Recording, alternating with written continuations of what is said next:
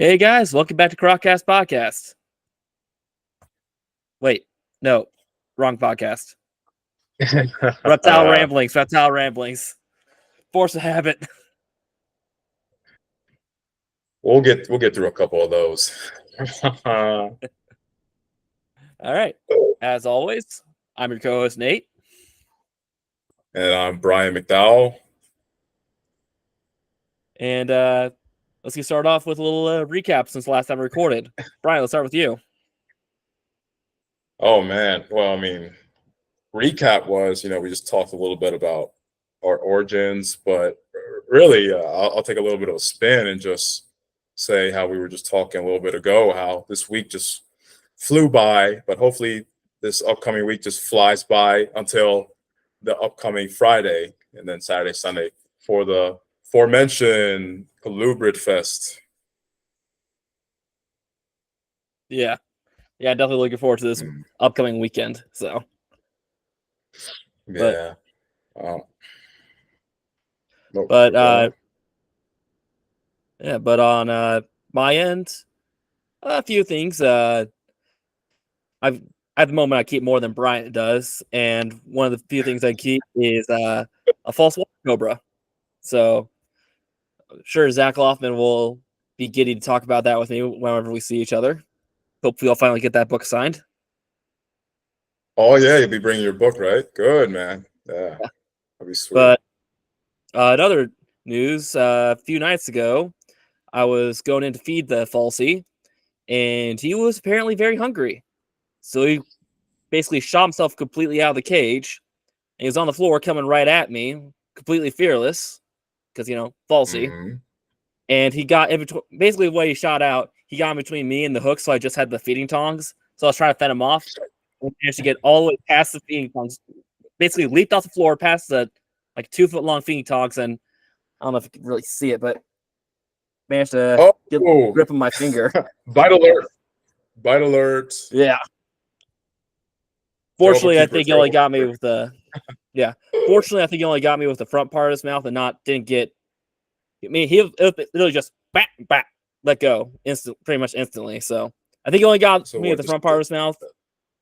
Not the rear fangs.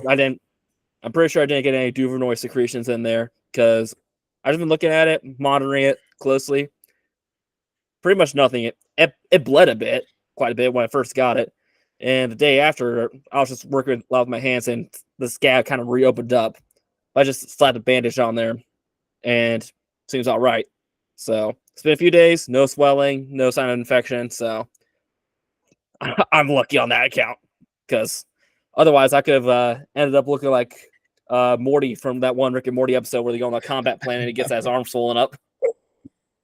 Oh, dude, Morty gets messed up so many times, but good on you for moderating it and not just checking it over, but no sensations, no tingling, nothing like that. Yeah, I got lucky on that one though. So, thing is, I gotta find a way where when that guy is hungry, he doesn't just go right at me.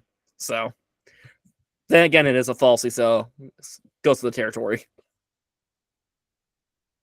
It does, and our snakes, they're just used to being very hungry critters. And then you open that cage, tub, whatever it happens to be, they know one of two things are happening. Either they're getting pulled out or they're getting presented food. So yeah, it's how to train your dragon in real life. Well, thing is, I kind of spaced out his feeding a little bit this time. So he was actually, I went into my reptile hut, reptile shed, whatever you want to call it, a few hours before that, and he had just started banging on the glass, basically banging on the glass saying, "Food monkey, where's food? Bring me food." So I knew he was already revved so up. you definitely, yeah, you caused a bit of that response. Still, it's good. It's good to space out. The thing is, I fed him. Thing is, he's like a 5 foot snake right now. Gave him 3 full grown mice, and the next day I open up and he starts basically begging for food again. So I'm like, oh, I guess tonight I'll probably thaw out a walleye fillet, give them to that. So, Hey, I mean, they're athletes for sure. That metabolism just goes for sure. yeah. So, Because they're kind all of, right. I mean, obviously with Zach Loftman's book and all, they're just dips addicts, right? And like, and they have a Yeah. big range, and for the most part, they don't really brumate in any part of the range. Maybe in some parts of Argentina, but for the most part, they're just always their metabolism is very constant because the environment is constant. It's just the seasonality change of dry or wet, really. Yeah. I actually You just know. listened to that Colubrid and Colubrid episode where it was all just about falsies this morning while I was mowing the lawn. Mm, And he was talking about their temperatures and stuff like that. Also, how diurnal they are. Like he's noticed that, and he talked to people, actual scientists in the field as well, who basically say, basically as soon as the lights go out, they go basically just shut down and go to sleep. So they're actually a very diurnal snake, which is different from what we have around here for the most part. yeah, yeah. I mean, even our rat snakes will, showcase nocturnal, a nature when it gets like hot. Like I remember last year around this time in September when it was still pretty hot. I mean, we had like a heat wave going on or something, and I was driving in a local town here at night, and then I see like a long slinky figure on like a roundabout curve. I'm like, is that what I think it was? So I put in reverse. I go back, and in the headlights is just like a 3-foot rat snake just cruising along the neighborhood at night. I'm like, oh, score. Yeah. Yeah. So actually, now I think about it, most semi-aquatic snakes I think about are mostly diurnal because most diurnal snakes we have around here are probably Nerodia. What do you say? Yeah, but it's funny. You go down southeast, and like a lot of people just road cruise like a absolute crap ton of Nerodia and aquatics. Like they tend to be very nocturnal. And even here in Illinois, when I go to Southern Illinois around this time in the fall, I'll road cruise or hike up, like plain bellies at night, and like pretty far away from water too. They tend to be very far away from water, plains bellies, but Yeah. that is kind of funny. Some older folks around here that are into herps, they say they tend to see eastern hognoses at night. Like they say they tend to have they're quite they're quite nocturnal. Like I've never really put it to practice, but I mean, I don't know. Maybe because of toads tend to be nocturnal, so it kind of makes sense. But I've never practiced it. Hmm. Interesting to think about. Yeah, So, I mean they're rare. They're like, rare anyway for your part in your ways. yeah, looking at iNet, there's pretty much none around my general area. You have to get like either far up to the northwest part of Ohio or far down to the southwest part of Ohio to actually find them. Now, thankfully, Southwest actually has those orangish colored ones, so that's kind of cool. Gorgeous ones, beautiful ones, dude. And that's funny you touched on that phenotype because maybe you saw on my Instagram, but like in uh in April, a buddy and I we went to kind of a hill prairie region and we found a hognose and it was an orange phenotype. It was a dusty orange kind of looking thing, but it was still orange, and that's probably the rarest phenotype you can find in Illinois for a Neat. hognose. So, would that have been like southern Illinois or more central part of Illinois? No, thankfully central, like literally just maybe an hour and a half away from me down uh, southwest of me. Okay. But speaking of hour and a half away, well, maybe a little bit further, A lot further. Indianapolis. Indianapolis. Woo! Coming up. Few days. A week, basically. Probably only a few days when this comes out. Basically, the one of the biggest junction function of nerds in the Midwest that you will see. Yeah. Outside of Mhm. Tinley. Outside of Tinley, which is, I'm glad they did it in September and not October because that'd be very tough decide on where to go to. So this was perfect timing on their end for Clint and Zach. Yeah. So uh I'm already going to be picking some stuff up from Zach. I already ran to them, picking up some locality Florida Kings. So That's right. That would be cool, man. So I'm going to get 1.1 Hernando County, 1.1 Hendy, and what was the third one? I'm getting like one-off female. Let me see. That's how it starts, dude.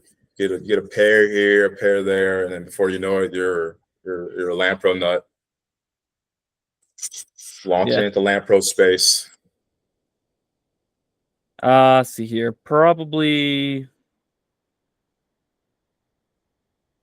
No, not that. Probably Dade County female. Yeah. So like a 1.1 Hernando, 1.1 Hendry County, and zero point 0.1 Dade County. Very cool, man. And like hatchlings, is what you're saying. Like, youngins. Already started, but so probably be what, maybe 2 months by the time I pick them up. Yeah, So. yeah. It's insane how small king snakes and milk snakes can be when they come out. Yeah, but I might pick a few other things up. I do have I literally have this just one random female northwestern garter snake, so that'd be Thamnophis or Noides.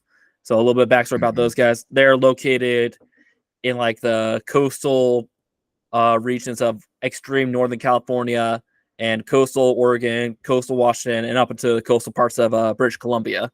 So when I say northwest, they really mean northwest. So Oh yeah. I was just happened to be on North Market a few months ago, just scrolling through the auction sections looking for anything other than some sort of ball python, and I saw her, a proven female, so she's full grown adult, pop up, and I was like, what the heck? Put a bid on it, bid on her, and apparently no one else decided to bid on her. I was literally just looking at the phone for like the next 2 hours, going like, okay, is anyone else going to put down another $5 more for this thing? It's like, oh, okay, I guess I got it now. So That's how it goes. So if there's anyone at Colubrid Fest who is selling male Thamnophis or Noides, please let me know. I need to get him.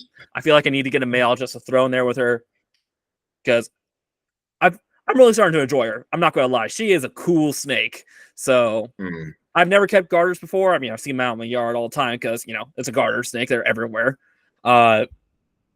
So I'm just really starting to enjoy her. So I'm hoping to get a male.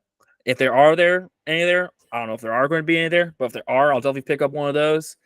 And I do have one extra cage that will be perfect for another pair of garters. So I was thinking maybe like Oregon red side or one of those western red colored localities. Maybe some other locality that's a cool coloration. I don't know about Lake Chiapas because those guys get bigger. So I don't know if the cage I have would be big enough for a pair. It probably is, but I don't know for certain. But yeah, I'll probably look for some more garters.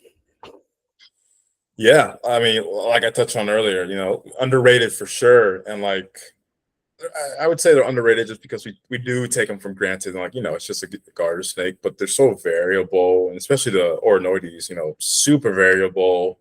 They come in so many phases and colors. And like, I'm glad you touched on the Lake Chapala ones. Very, like, talk about obscure, right? I mean, they're getting more common, but they're pretty obscure. It'd be cool to see some Western black-necked garters. Like just the high contrast ones you see like in West Texas and like New Mexico, Arizona. If I wanted to get a garter, those would probably be the ones to go after. Or like an obscure Mexican species. But yeah, for people out there, you can't go wrong with garters. Really, give them a try. They're a great snake, very social, which is just kind of what you're alluding to with the cohab aspect. They're very social for snakes. Yeah. See, so if you're watching on YouTube, and I meant to share the video file on Spotify, but apparently you have to do that separately. So from now on, I'm going to try and upload video file separately to YouTube. But I don't know if there's a way to zoom in on this or not. But Did you yeah, find that's this or kind of like off the web? Yeah, it's just off the web. But this one looks almost exactly like the one I have. So in terms of garter snakes, this is a very plain Jane looking garter snake. And she's bigger than just about any wild garter I found around where I live, and where I have around here is Thamnophis hortalis. So just run the Middle Eastern garters. But she is bigger, and honestly, in this picture, it's a little bit different with her, because with her, I've noticed little bits of darker scales randomly scattered around in the slate gray area. So it almost looks like someone took like a double chocolate chip cookie, like a chocolate chip cookie that's like chocolate flour instead of plain old flour, right? Okay, I'm with you. So she has a little bit of darker splotches in the dark areas of her scalation. So very neat. I mean, yeah, relatively plain, but big garter is a sight to see, and yeah, that's neat. Yeah, I hope you do find a male for her. So that'd be a good quest to find. Yeah, we'll see if there are any. But that's about mostly what I'm thinking about getting. I mean, the cage I have that would fit a pair of garters would also be good for something arboreal, like a pair of rhino rats, something like that. But at the same time, I don't want to spend that much money. Yeah, yeah, it's very tough. It's going to be a challenge for me, man, because like I said, I'm basically probably going to get my cherry popped going to the show, dipping into. Did you have to phrase it like this? There's just going to be some mom driving her kid to school going like, "Hey, you want to listen to the Reptile show?" Oh no, Jimmy, close your ears. I mean, it's They're true. talking about probing. Not yet, Jimmy, not yet. But I am quite open. I'm a little selective. I actually, funny enough, on the there's an official Colubrid Fest group on Facebook. If anyone's interested in joining, it's very, very easy to join. Just don't be a dick. But I posted out there, some species. Obviously, my ladder rats, just in case if anybody got them. Basically, I'm targeting old world rat snakes. But if not old world, then good old North America, like some pits, or I have even considered some Lampripeltis, but yeah, I'm kind of an open book, which I wasn't, because I would like to be a bit more selective, but we'll see how the show goes. The Zirkles, obviously the Zirkles will be there, and they're fantastic. Rob and Amy are fantastic. Yeah. So well, they'll probably have your garter. They'll probably have your garter. Yeah, I actually reached out to Zach about that, and he said, "Yeah, look at the Zirkles, so they'll be the ones that have the garters." So yeah. So, but speaking of Zach, that's one of the that's one of the big reasons to go there, is to finally meet some other reptile podcasters in the flesh. So yeah, I mean, Clint, I never greeted Clint formally. I only greeted Zach formally at Tinley, and obviously got my book signed from him, and even shot the shit with him on some Dipsatis. How we're like, oh, it'd be so cool to go to Argentina, or go to South America, but money and time. But they're cool people, and I like what they talk. I like what they talk about on Colubrid and Colubrid Radio. It's a great podcast. I listened to the most recent one they had. They actually had Rob Zirkle on, talking about mainly beauty snakes, which are cool. They're not necessarily my cup of tea, mainly because they are pretty flighty for the most part. They're very flighty, and they're big. They're big, long snakes, and I'm like, for a first snake, I'm like, nah, I'm okay. I'm okay with that. Yeah. I've thought about them in the past before, and I kind of came to the same conclusion as you did. So, but they're gorgeous, man. They're gorgeous. And then I got a false water cobra. So, yeah. So you kind of got your big Colubrid category already, and you got the Crebo and a yellowtail Crebo. So, yeah. That one I didn't know about at all. So that was a pretty good secret. I didn't know you had a Cree though. Yeah, got a few months ago at an expo, and this was before I knew that the market for them has kind of fallen out. Apparently this was like right after the price dropped on them.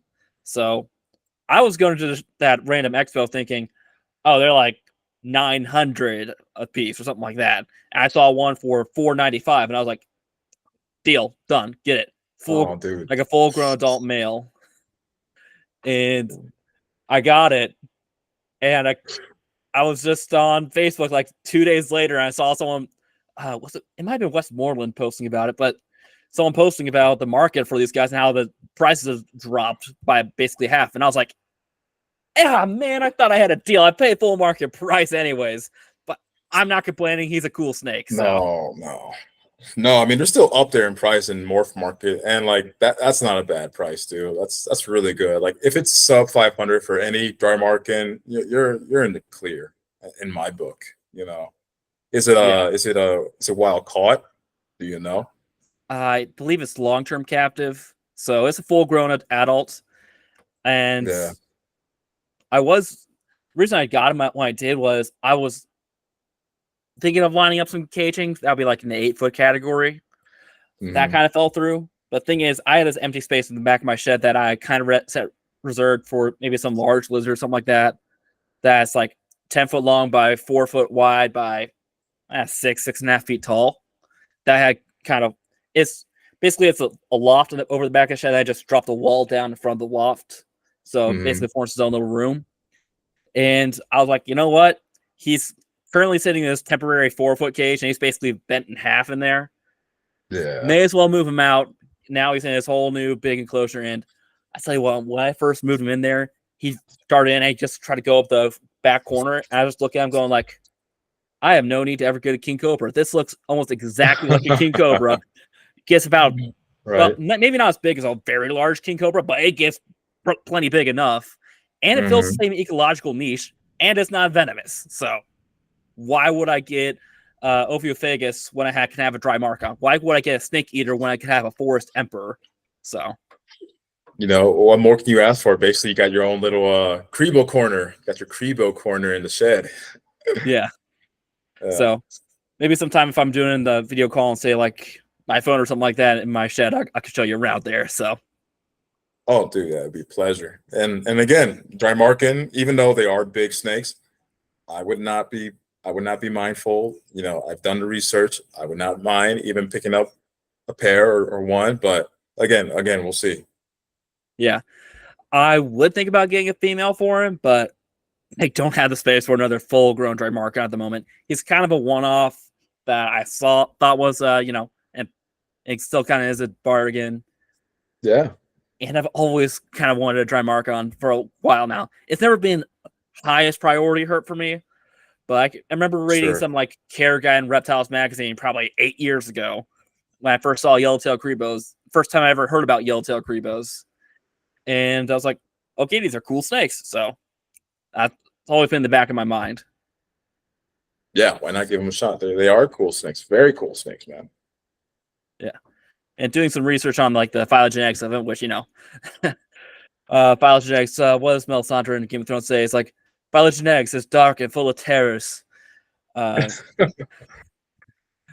but Oh, yeah, those guys are apparently they're the same actual species as the Texas indigos. They're just a different subspecies, which I thought Texas indigos were more closely related to the eastern indigos, to Cooperi, but apparently they're not. So no, I forgot how long that changed, but yeah, are they still subspecies? I know they're Melanurus, but Erebenus, I think that's what their subspecies is, but you know, Melanurus. It's Melanurus everything for the most part yeah, with indigos.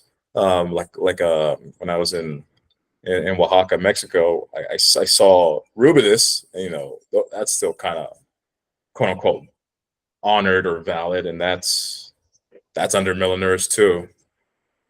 yeah, would that be the blacktail, or is that the Mexican indigo? Yeah, like say Mexican Indigo. I call them Mexican Indigo, Mexican West Coast or Redtail. It's whatever. Just yeah, Mexican Indigo. Yeah. They're, they're probably my favorite. They tend to stay a tad bit smaller, and then they have the gorgeous red face, even more gorgeous than Coopereye in my opinion. And then they have the black and white phase. But Yeah. you're right; they do look very Cobra-like. I mean, and they're strong. Like we were talking about it earlier, just how they're like just iron. Like I mean, it's hard to describe. Like cables of iron, Cords of steel. iron. Yeah. Yeah, Cords of iron going all biblical Leviathan on you. very stiff. Holy serpents.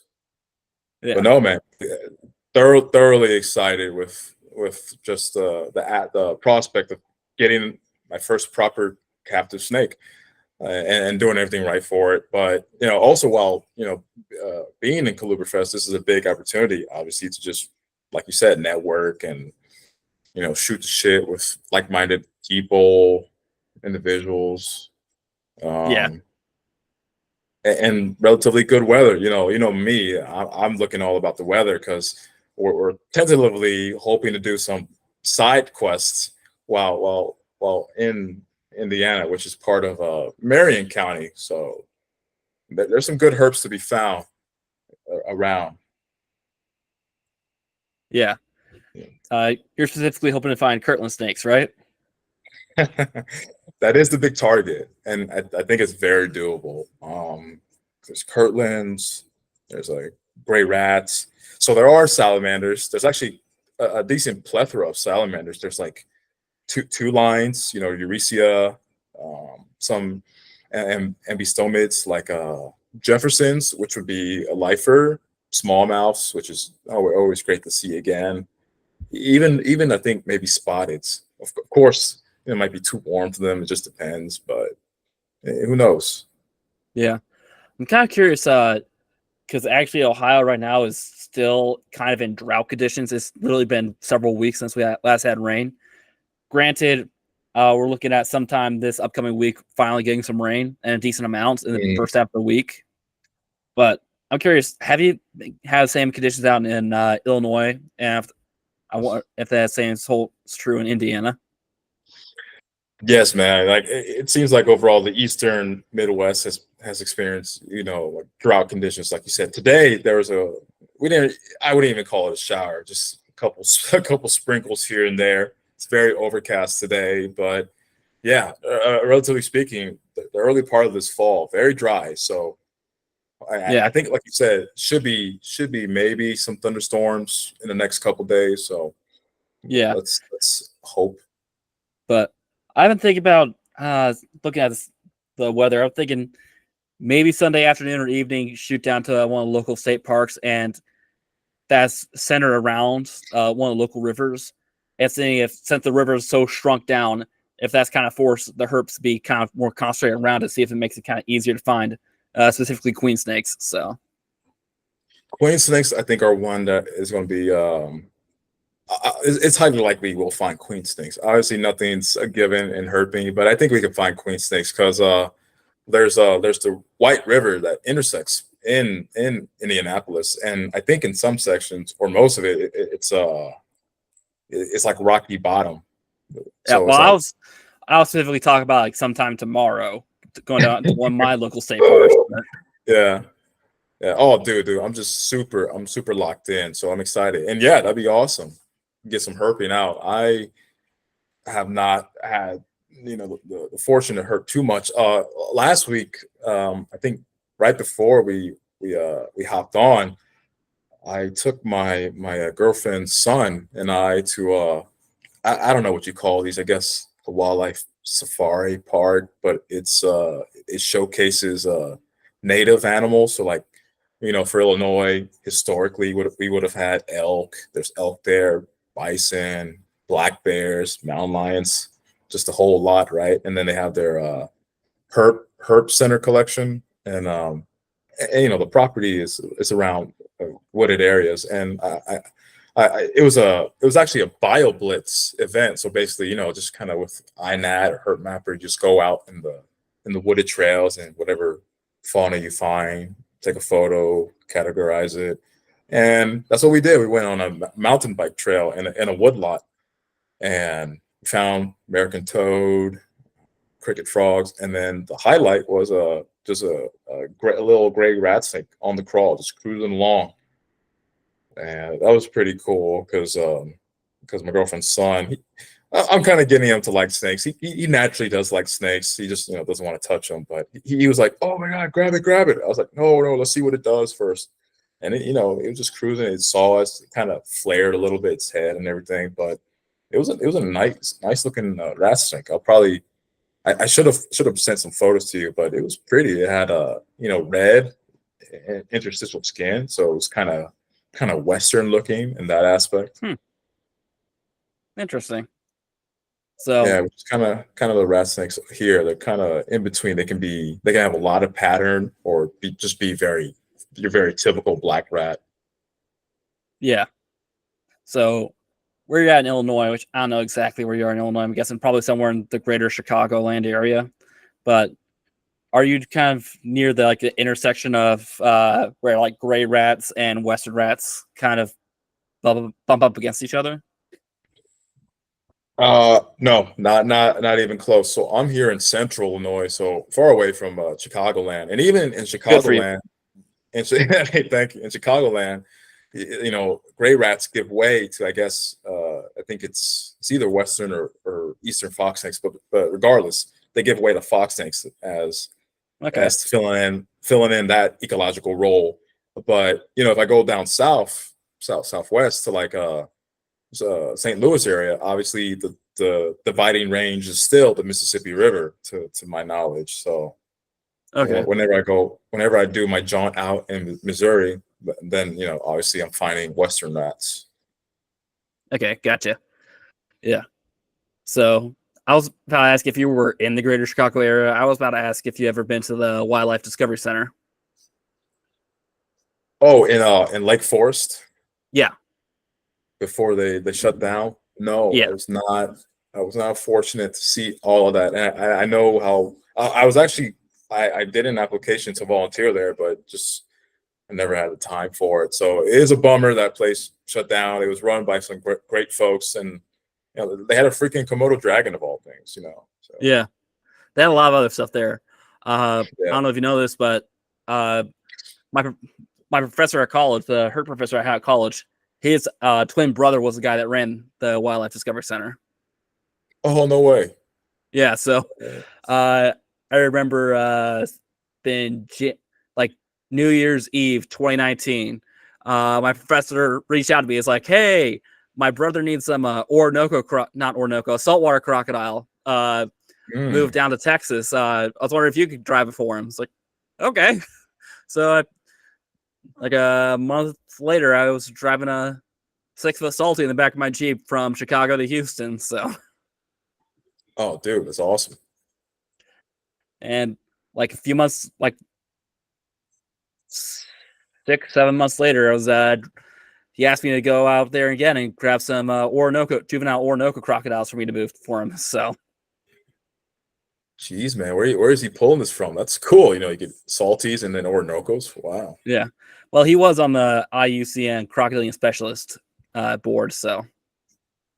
Oh, that's a sweet contact to know. That's pretty cool, especially regarding your love for crocs. Yeah. So I'm hoping to have him on Croccast sometime in the near future. So we'll see how that goes. Yeah, for sure. And so obviously you said you took him down to Texas. So I would take it you took him to Chris Encounter. Yeah. Chris Dieter's place. So sweet, man. The thing is, they'll live a good life down there for sure. Yeah. The thing is, if you ever talk to Dieter, what he thinks what his favorite crocodilians is, he'll say like Niles, like 11 out of 10 times. Yeah. And if you ask him about salties, he'll just go on a little mini rant about how much salties suck. If there's any Aussies in the audience, I know this will tick you off, but you know what? You guys are always talking about how great salties are with no reason to back it up. So take it out is. But that salty I took down to him, Max, that's a salty that got him to like salties. So yeah, cool. Well, there you go. There you go. I mean, I would say maybe, I hear that they're pretty chicken shit when it comes to like cold temps. Oh, yeah, yeah. Nothing compared to Niles or even, well, especially the alligators, either species of alligator.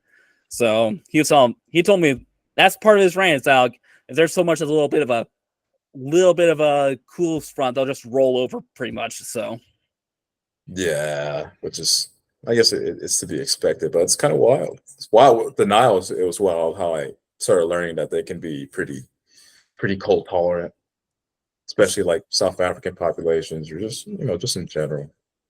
yeah, which it kind of makes sense because they just have this extensive range that goes Yeah. well past, well outside the tropical zone. Granted, Mhm. even Africa's subtropics and temperate zones are a lot warmer than the subtropics and temperate zones, say like here in North America. But still, Yeah, they can handle some temps for sure.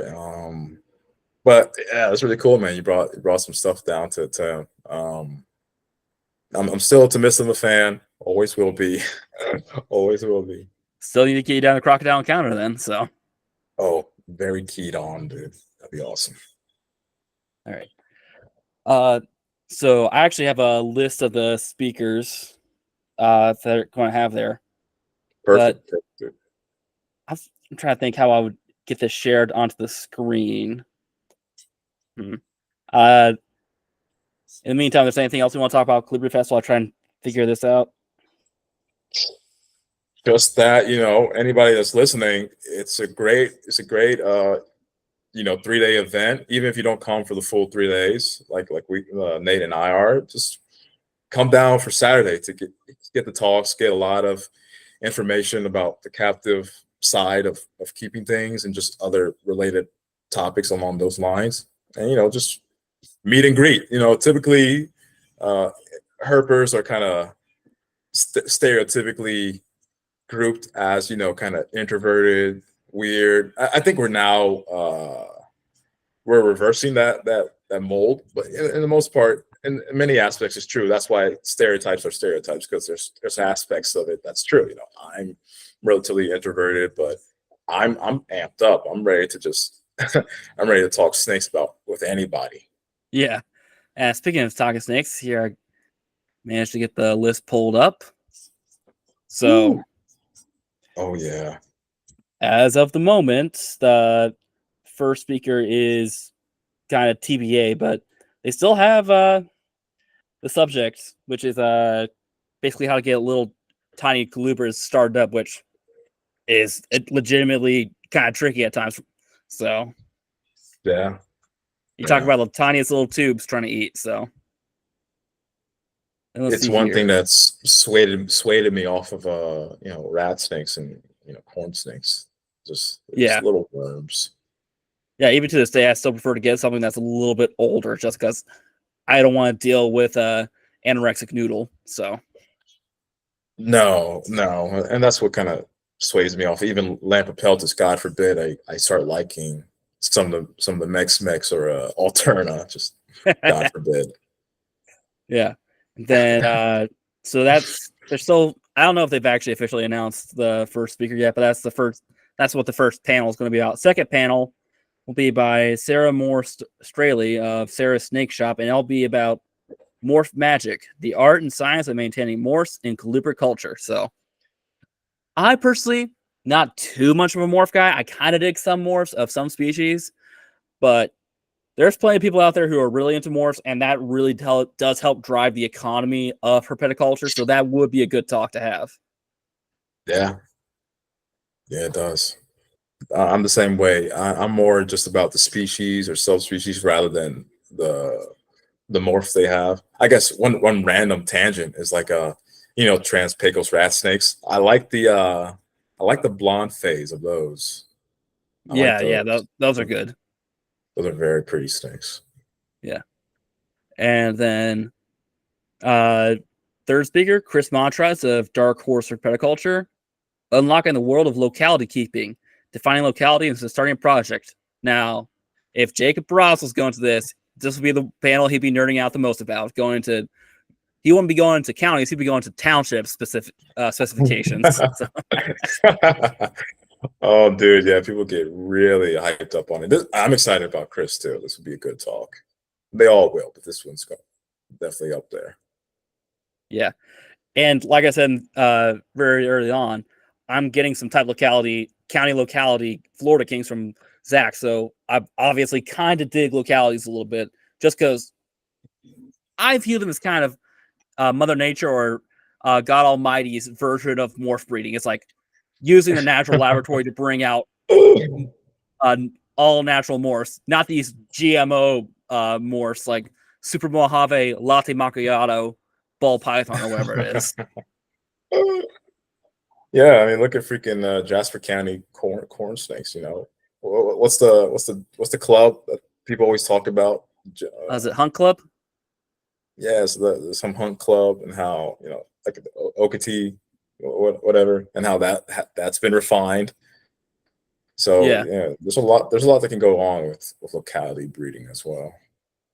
Yeah.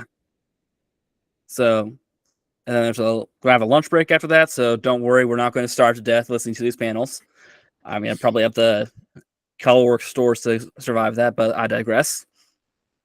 Then fourth panel, but be Dr. Zach Whiteman, DVM, conservation herpetoculture, and we talk about egg binding and colubrids. So causes and ways to avoid dystocia in the first place. So that's actually a really good panel to have, because I've actually lost a colubrid to egg binding. I've lost Pantherophis catas malmorum, a thorn scrub rat, a female thorn scrub rat snake to that. And, oh man, yeah, so, that's a bummer. Yeah, that's obviously a good speech to have, because that can absolutely devastate a breeding project if you're just a small scale, like have like a 1.1 or 1.2. That could absolutely throw off your breeding project.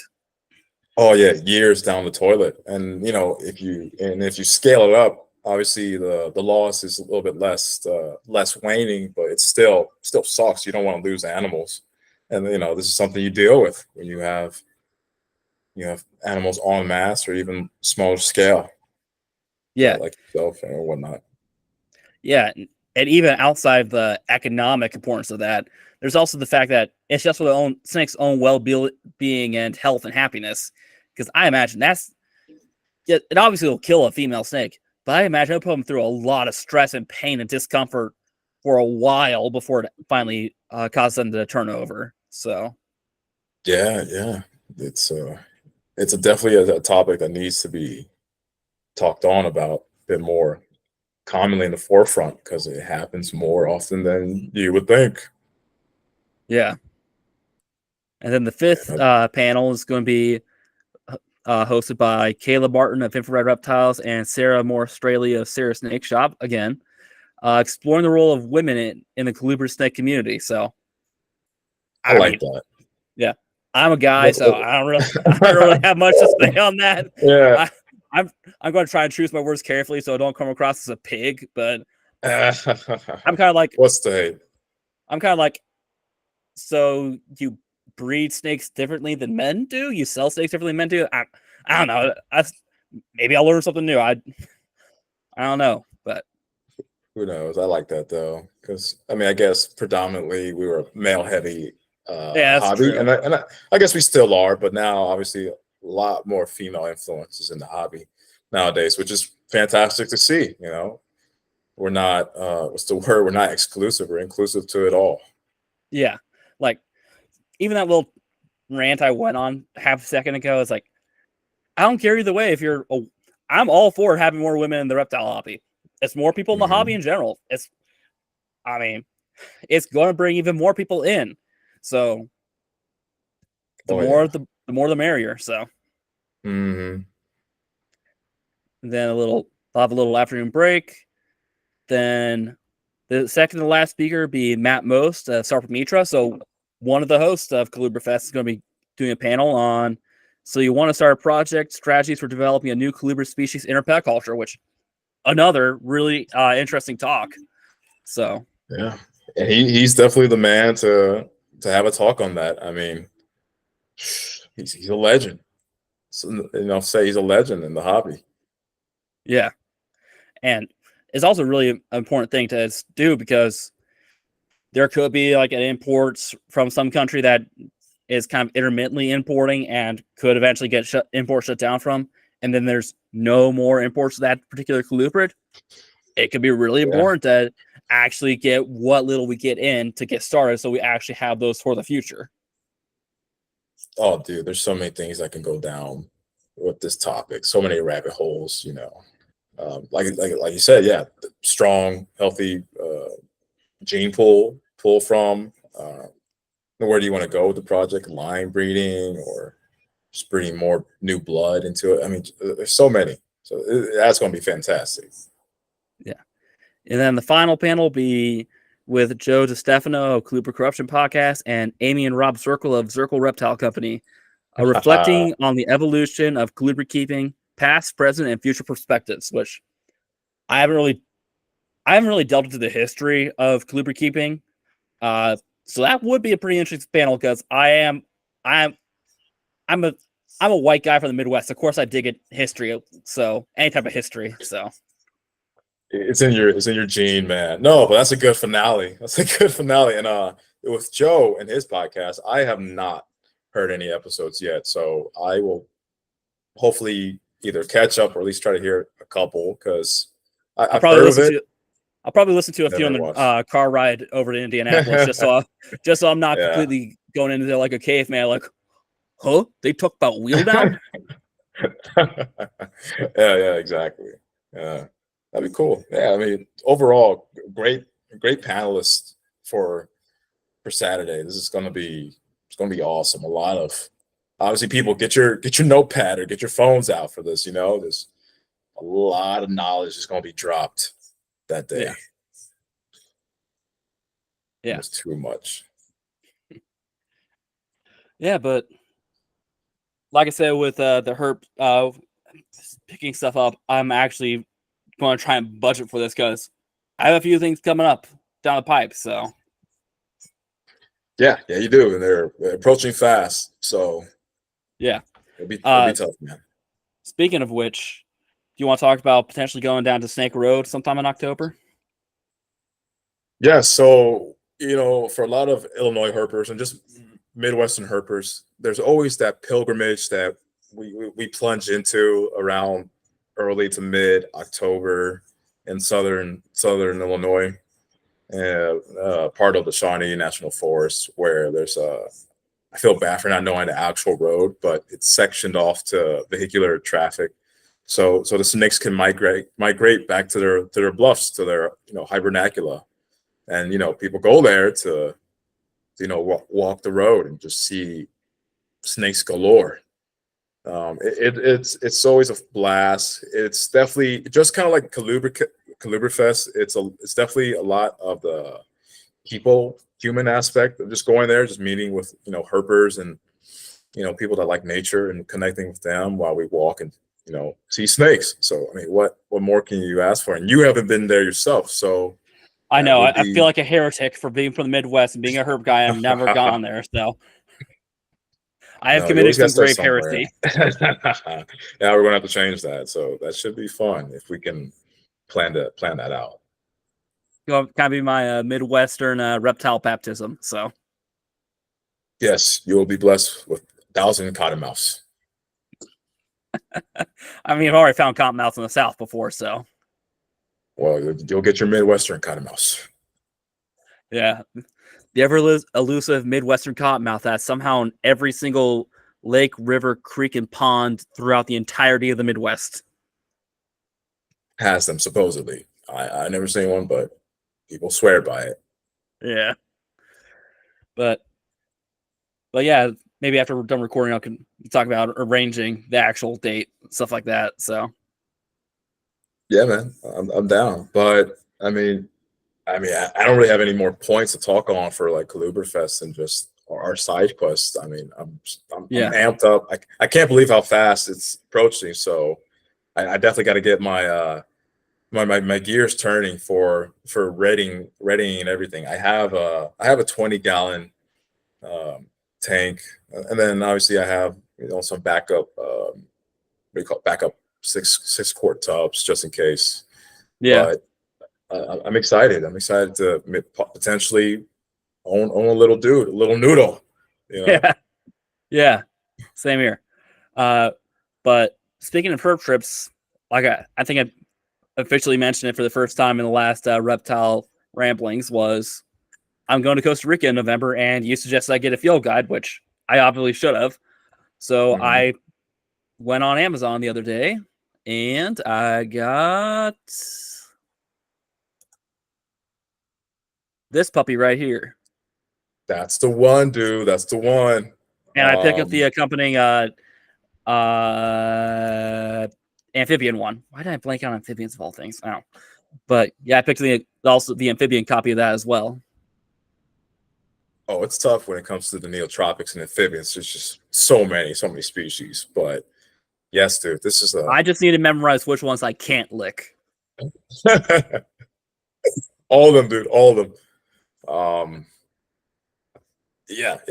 That's gonna be a fun trip for you. And like Costa Rica, what a blast. So you're saying you're mainly going to stay on the Pacific side of things, or I think it's more like Central Highlands. Let me pull up the actual hotel itinerary. Well, so first few nights we'll be staying at a particular ecotourism resort.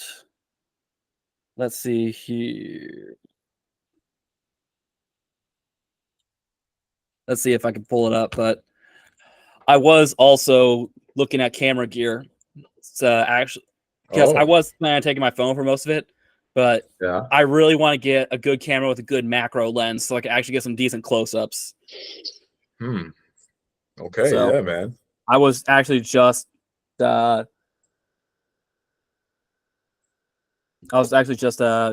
Googling up all the affordable good options. But okay.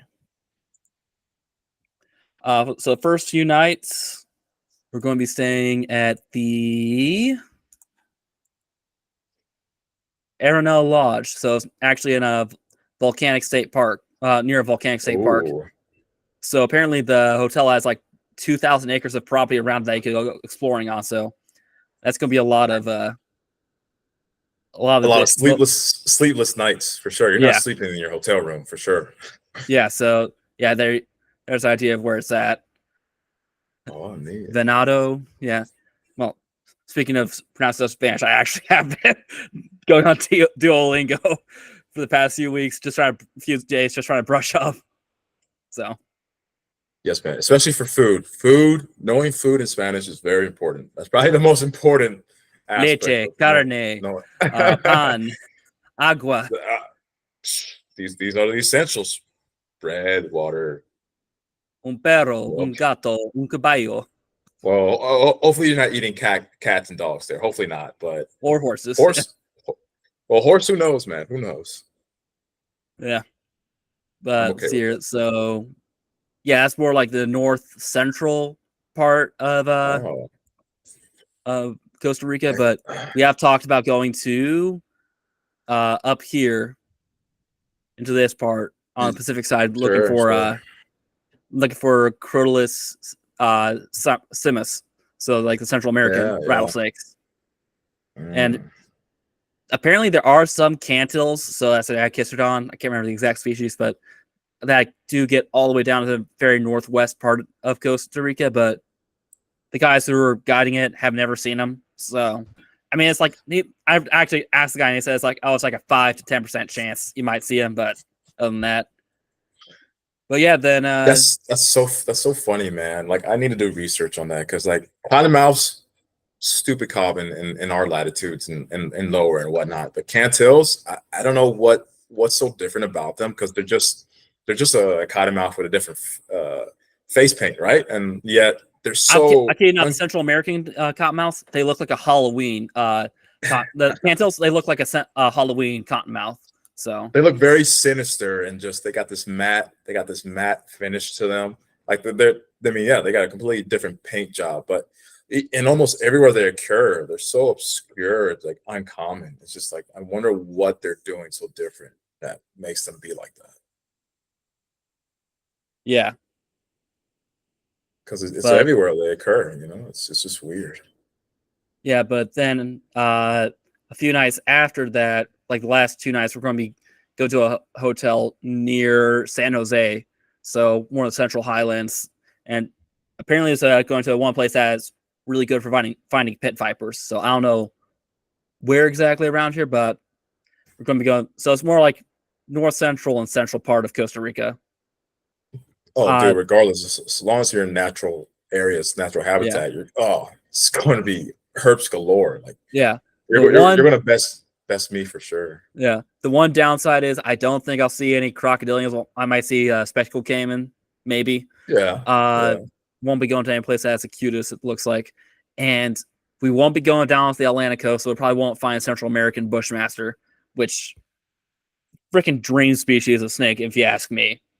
Yeah. Well, any of the bushmasters.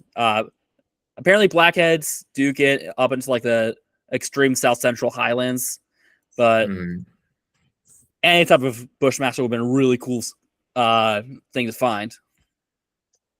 Oh man, yeah, no worries. Another time, another place. But hey, don't luck out on a cutest just yet. It's surprising how far inland they'll use the the inland river and creek systems.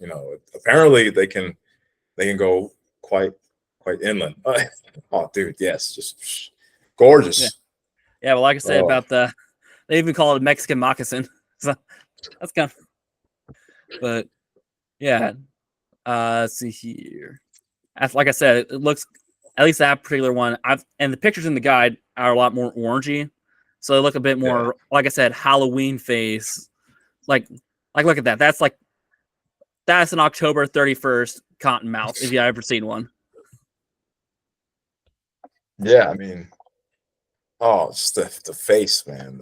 That face, the war paint. They kind of have kind of a ridge nose look going on, just a little bit. Yeah. But then you see darker ones like to your left, like adults, and like. Whew.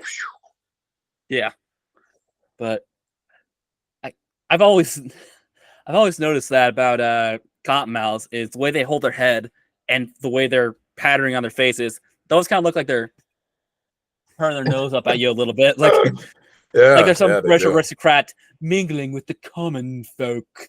It's like, oh, Cornelius, the paws are eating meat pies again. How barbarous! Don't tread on me. I may not have a rattle, but do not tread. Yes. I'm excited for you, dude. This is gonna be fun. But that's a little Costa Rica trip over with. Hopefully we could do a recap episode when I get back.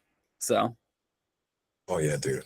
Maybe after the show, after Colubrid Fest, we'll do another recap. Yeah. Actually, I was just rummaging around my room. I found my old original mic. So I now have 2 mics. So maybe like Saturday night, we could do a little bit of a recap so far, like a part 1, and then do another recording later. So we get I'll just splice them together, and we'll have one full Colubrid Fest episode. Oh yeah, man! I'm down for some R&R, some intermission. I'm down for it. Yeah. All right. Is there anything else you want to talk about on air?